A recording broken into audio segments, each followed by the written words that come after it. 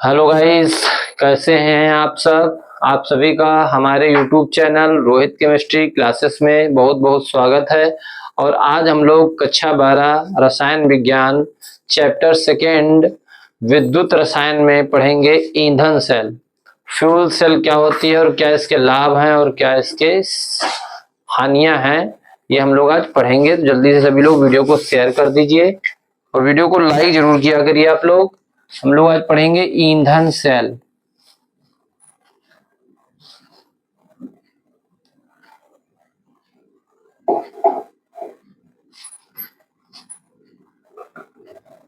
Fuel cell, ठीक है। देखिए, ईंधन सेल या जो फ्यूल सेल होता है यह एक प्रकार का गैल्वेनिक सेल ही होता है। और इसमें अंतर बस इतना होता है कि जो ईंधन की आपूर्ति की जाती है वो बाहर से की जाती है, उस सेल के अंदर ईंधन को नहीं रखा जाता है। ईंधन को बाहर से उसमें प्रोवाइड कराया जाता है, उपलब्ध कराया जाता है। जैसे आपका हाइड्रोजन है, मीथेन है, मेथेनॉल है, आदि ईंधनों को बाहर से जो है इसमें सेल में उपलब्ध कराया जाता है, प्रवेश कराया जाता है। और जिससे दहन ऊर्जा जो उत्पन्न होती है उसको सीधे विद्युत ऊर्जा में बदलने का कार्य कौन करता है? ईंधन सेल। तो जल्दी से देखेंगे, हम लोग नोट करते चलेंगे और समझते चलेंगे कि ईंधन सेल क्या है। लिखेंगे इसमें, यह एक प्रकार का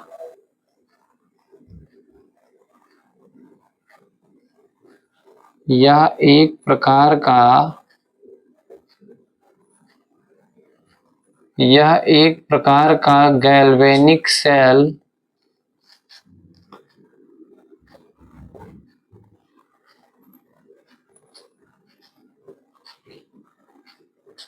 होता है जिसमें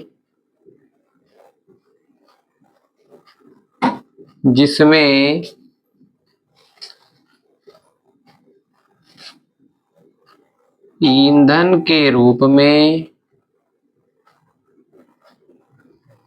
जिसमें ईंधन के रूप में हाइड्रोजन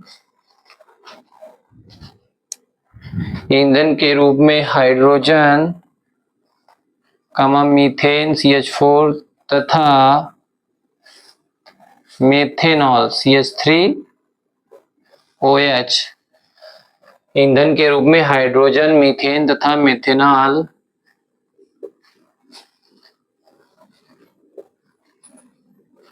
आदि का प्रयोग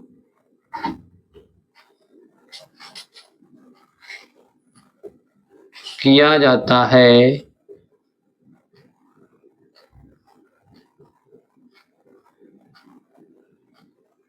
आदि का उपयोग किया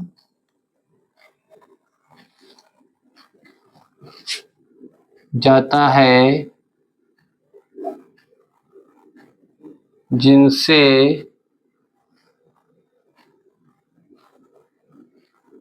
उत्पन्न दहन ऊर्जा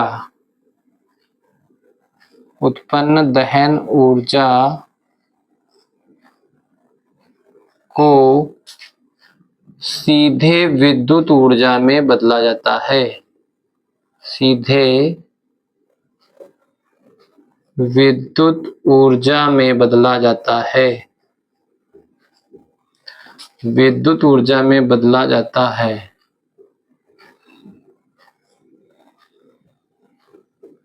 ठीक है। तो ईंधन सेल हमारी क्या होती है? एक प्रकार का गैल्वेनिक सेल होता है जिसमें ईंधन के रूप में हाइड्रोजन, मीथेन तथा मिथेनॉल आदि का प्रयोग किया जाता है, जिनसे उत्पन्न दहन ऊर्जा को सीधे विद्युत ऊर्जा में बदला जाता है। और इसमें जो उत्प्रेरक के रूप में लिखेंगे, इस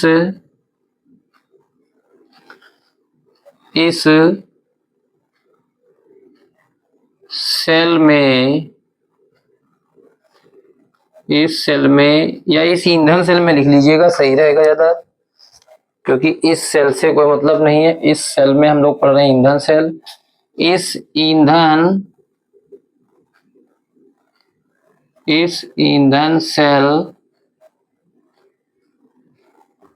में इस ईंधन सेल में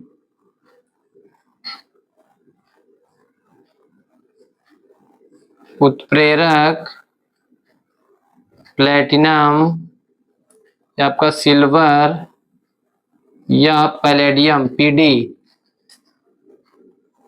छिद्रित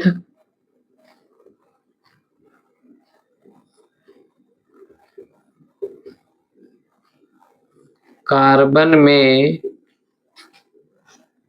भरा रहता है या भरा होता है।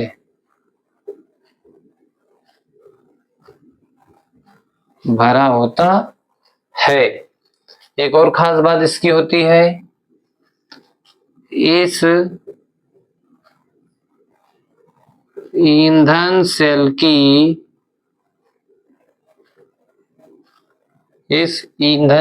की दक्षता 70% तक होती है।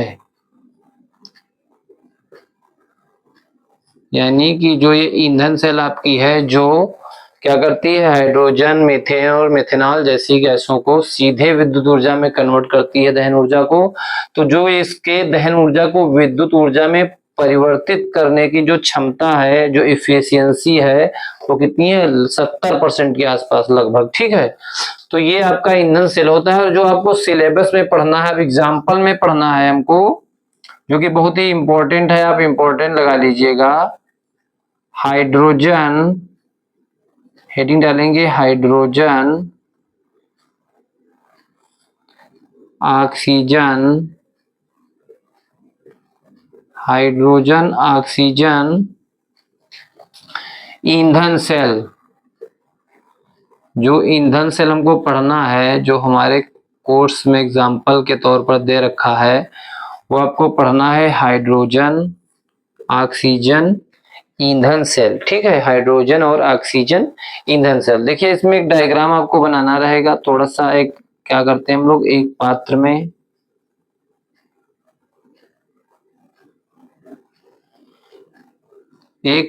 में दो जो है छिद्रित कार्बन की छड़ लगी होती हैं।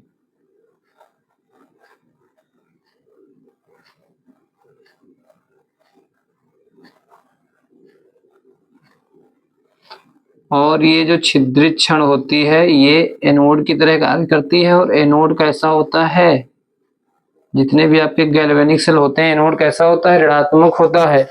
और दूसरा जो छिद्रित कार्बन होता है, कार्बन की जो छड़ होती है, वो धनात्मक होती है, यानी कि कैथोड की तरह कार्य करती है।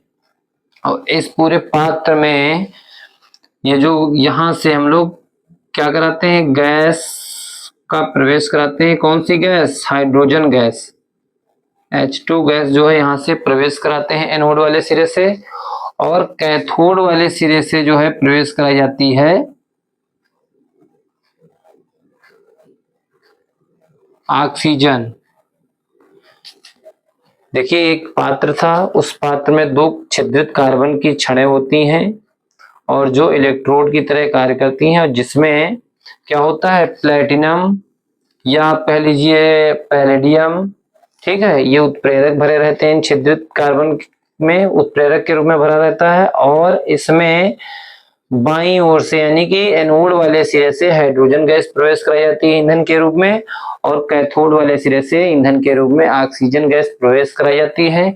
और हाइड्रोजन और ऑक्सीजन की रिएक्शन से जो यहाँ पर जल बनेगा, जो जल मुक्त होगा, वो यहाँ पर मुक्त होता रहता है। H2O जो होता है वो यहाँ मुक्त होता रहेगा। ठीक है, और इन सेल में, ईंधन सेल में जो आपका विद्युत अपघट्य होता है, वो होता है कंसंट्रेटेड KOH। और टेम्परेचर पर लगभग इसमें चाहिए 200 डिग्री सेल्सियस। और जो वायुमंडल दाब होता है वो 20 से 40 ATM। ठीक है, इतना प्रोसेस जो है इसमें, इसका डायग्राम ईंधन सेल का बनना है। अब इसमें हाइड्रोजन ऑक्सीजन ईंधन सेल है, तो जाहिर सी बात है इसमें हम लोग बाहर से क्योंकि सेल के अंदर तो ईंधन होता नहीं, इसे बाहर से उपलब्ध कराया जाता है। ईंधन की आपूर्ति जो होती है वो बाहर से की जाती है, तो इसमें हाइड्रोजन और ऑक्सीजन के ईंधन के रूप में जो है बाहर से दिया जा रहा है। और हाइड्रोजन जो दी जाती है वो एनोड वाले सिरे से प्रवेश कराई जाती है, और ऑक्सीजन जो होती है वो कैथोड वाले यानी धनात्मक सिरे से प्रवेश कराई जाती है। तो इसमें लिख लीजिएगा हाइड्रोजन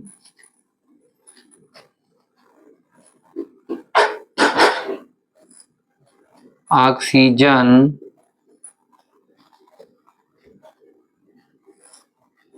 हाइड्रोजन ऑक्सीजन ईंधन सेल में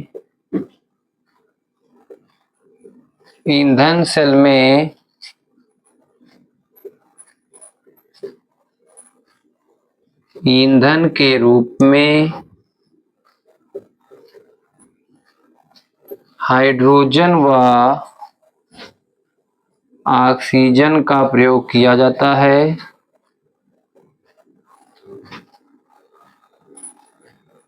ऑक्सीजन का प्रयोग किया जाता है। हाइड्रोजन को एनोड वाले सिरे से प्रवेश कराते हैं। एनोड वाले सिरे इस ओर से, देखो एनोड का कार्य कर रहा है ऋणात्मक, और इधर से हाइड्रोजन प्रवेश कराई जाती है। हाइड्रोजन को एनोड वाले सिरे से तथा ऑक्सीजन देख रहे हो किधर से प्रवेश कर रही है, कैथोड वाले सिरे से। ऑक्सीजन कैथोड वाले सिरे से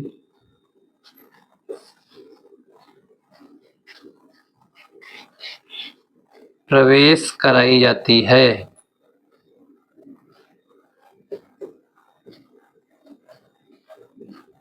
प्रवेश कराई जाती है।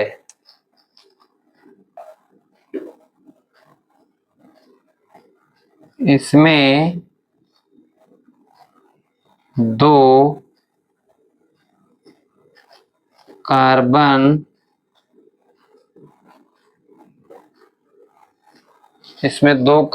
छिद्रित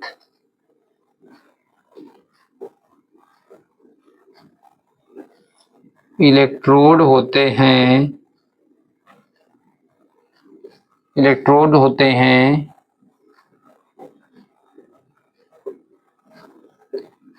जिनमें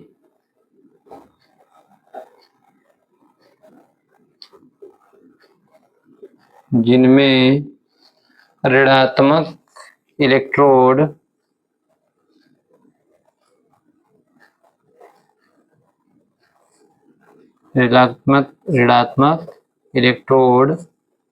एनोड की तरह, जबकि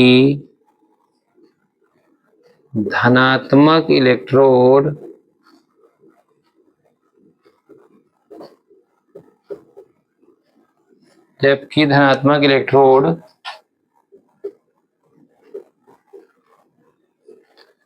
कैथोड की तरह कार्य करता है।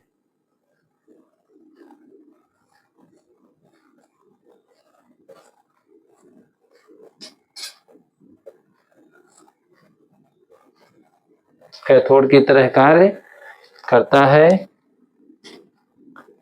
तथा छिद्रित कार्बन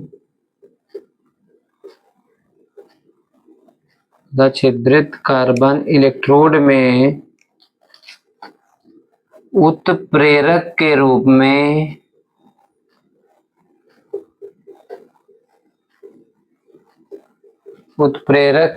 में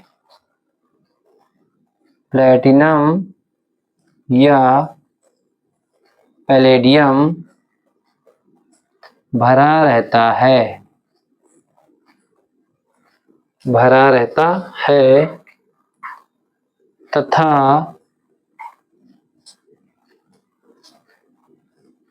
तथा विद्युत अपघट्य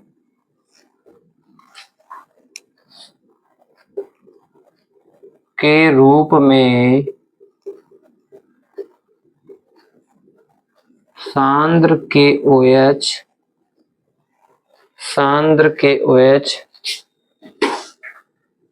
का प्रयोग किया जाता है,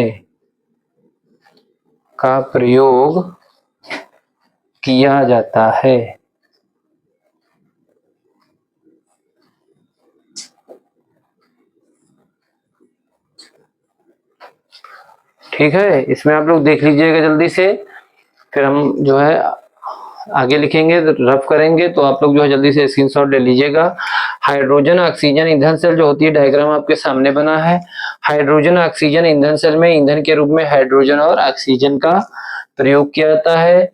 हाइड्रोजन को एनोड वाले सिरे से तथा ऑक्सीजन को कैथोड वाले सिरे से प्रवेश कराया जाता है। और इसमें दो आप देख रहे हैं कार्बन छिद्रित युक्त इलेक्ट्रोड होते हैं, जिनमें प्लेटिनम या पैलेडियम उत्प्रेरक के रूप में भरा रहता है।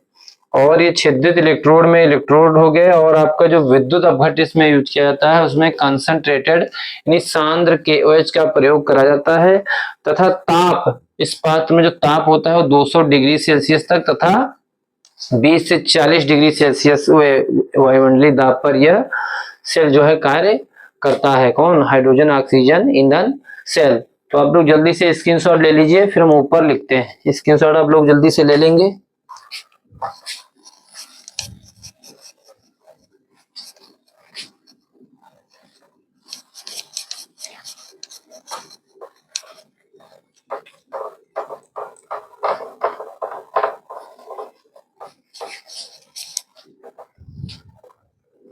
देखेंगे आप लोग, इसमें जो है विद्युत अपघट के रूप में सांद्र KOH का प्रयोग किया जाता है।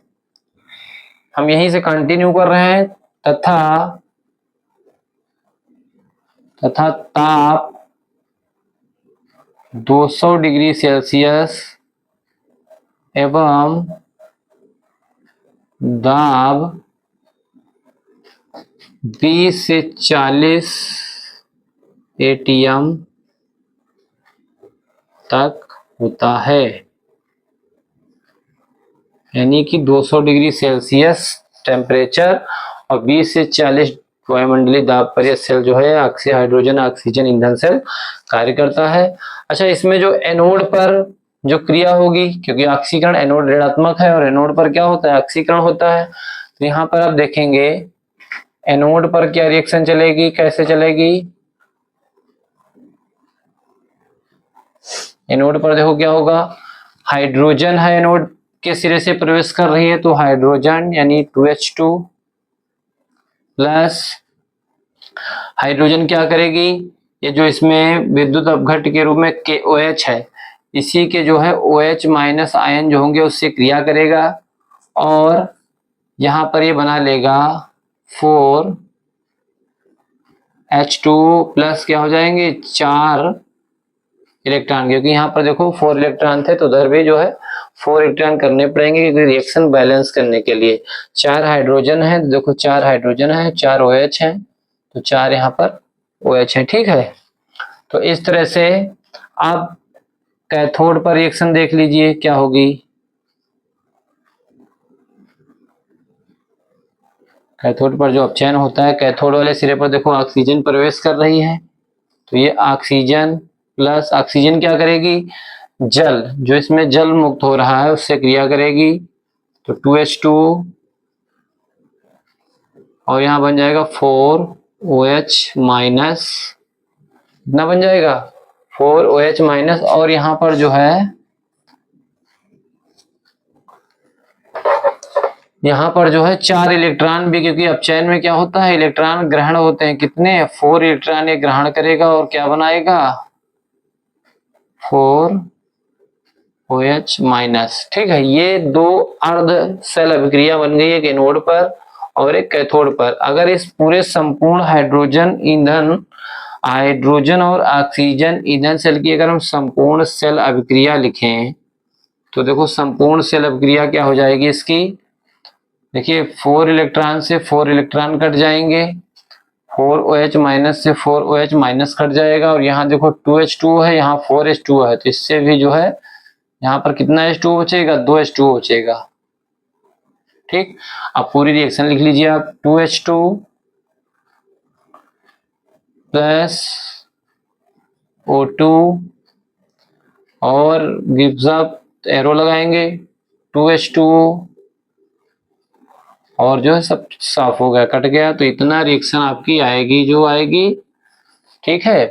जो आपकी संपूर्ण सेल अभिक्रिया होगी हाइड्रोजन ऑक्सीजन ईंधन सेल की, वो क्या होगी, ये आएगी जोड़ करके दोनों एनोड पर और कैथोड पर जो ऑक्सीकरण अपचयन हो रहे हैं, दोनों अर्ध अभिक्रियाएं जोड़कर इस संपूर्ण सेल अभिक्रिया प्राप्त हो जाएगी। ठीक है, जल्दी से सभी लोग स्क्रीनशॉट लीजिए, फिर हम लोग इसके लाभ और हानि देखते हैं। स्क्रीनशॉट ले लीजिए सभी लोग जल्दी से।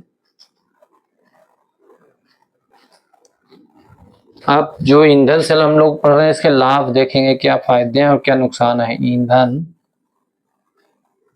सेल के लाभ,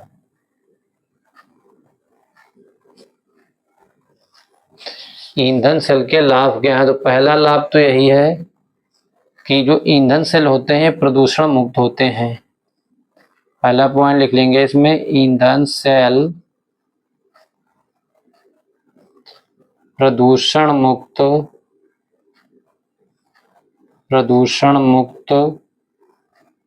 होते हैं।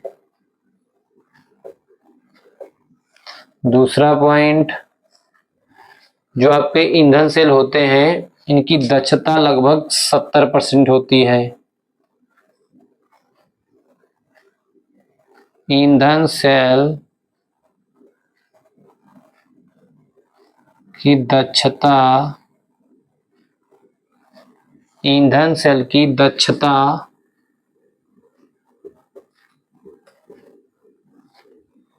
लगभग 70% होती है। एक तो ये फायदा है। तीसरा जो बहुत ही महत्वपूर्ण फायदा ये है कि जो ईंधन सेल होते हैं इनमें ऑक्सीजन और हाइड्रोजन को ईंधन के रूप में बराबर सेल को उपलब्ध कराया जाता है, आपूर्ति कराई जाती है, जिससे कि ये सेल कभी डेड नहीं होते हैं। ठीक है, तो इसमें लिख लेंगे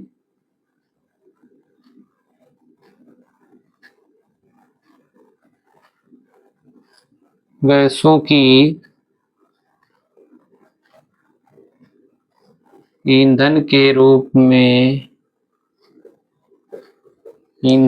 में लगातार आपूर्ति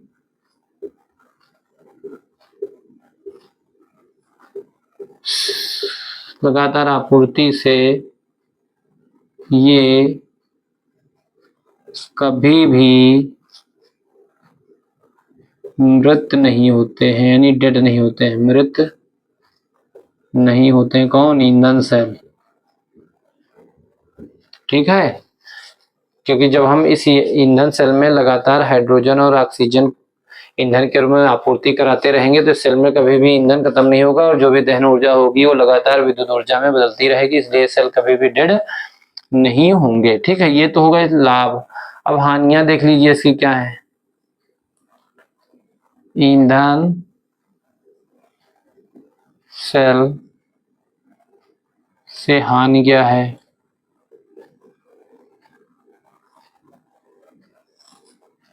पहली हानि ये है कि इसमें विद्युत अपघट्ट के रूप में सोडियम हाइड्रोक्साइड या पोटेशियम हाइड्रोक्साइड का यूज किया जाता है, जिसके कारण इस सेल में कोरोशन यानी कि जंग लगने का खतरा रहता है। लिख लीजिए इसमें,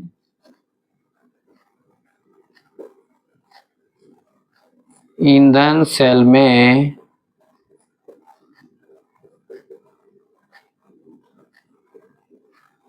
विद्युत अपघट्ट के रूप में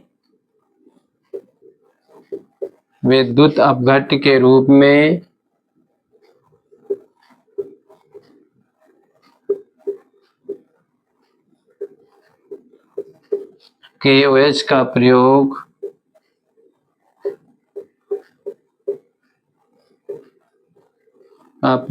करने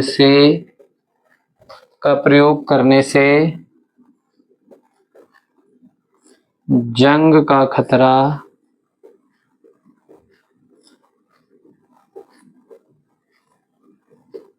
रहता है। और दूसरी जो हानि है ये है कि जो ईंधन सेल होता है इसमें जो ईंधन होता है वो तो गैस के रूप में होता है, और जो विद्युत अपघट्य होता है वो द्रव के रूप में होता है, और जो उत्प्रेरक होता है वो ठोस अवस्था में होता है। तो गैस, द्रव, ठोस, इन तीनों के मध्य संबंध जो होता है वो बनाए रखना थोड़ा मुश्किल होता है। तो इसमें लिख लीजिएगा गैसीय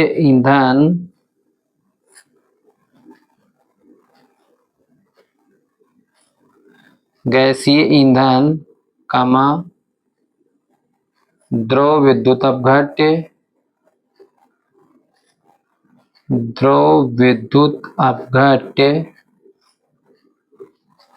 तथा ठोस उत्प्रेरक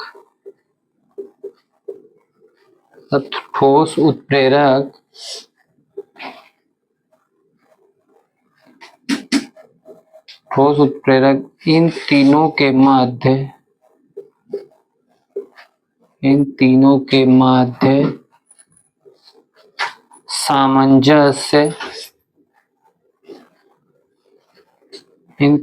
मध्य सामंजस्य बनाना कठिन होता है ठीक है, सामंजस्य बनाना कठिन होता है। ठीक है, तो ये आप जब भी आपसे प्रश्न पूछा जाएगा कि ईंधन सेल से आप क्या समझते हो और उदाहरण से समझाइए, तो उसमें हम हाइड्रोजन और ऑक्सीजन का ईंधन सेल का एग्जाम्पल दे देंगे, और ईंधन सेल के लाभ और हानियां जो है आप ऐसे पॉइंट वाइज 2 या 3 लाभ और 3 हानियां ऐसे आप बता देंगे। इस तरह से आपका ईंधन सेल का जो टॉपिक है वो कंप्लीट हो जाएगा।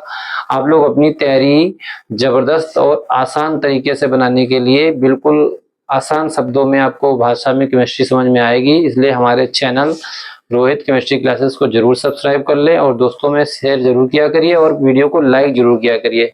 Thank you for watching this video.